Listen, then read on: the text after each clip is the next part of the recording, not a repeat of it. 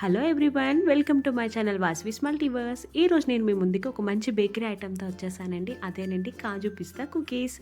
ఇది చాలా క్రంచీగా పిల్లల స్నాక్స్కి అయితే చాలా బాగుంటుంది.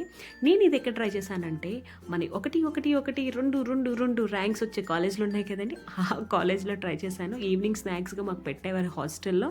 చాలా బాగుంటుంది. దీనికోసం ఏం చేయాలి, ఎలా చేయాలనేది నేను చెప్పేస్తాను. దీనికోసం మనం ముందుగానే 100 గ్రామ్స్ ఆఫ్ బటర్ తీసుకొని 50 గ్రామ్స్ ఆఫ్ షుగర్ని మనం పౌడర్ చేసుకొని అందులో యాడ్ చేసుకోవాలి.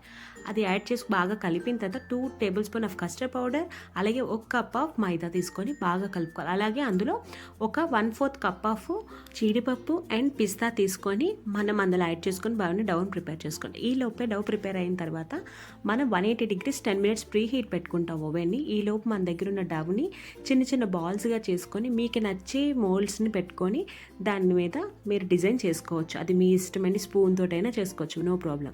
ఆ తర్వాత మళ్ళీ మనం ఓవెన్లో ట్రే పెట్టుకొని 180 degrees 35 minutes అనేది మనం బేకింగ్ అనేది చేసుకుంటాం.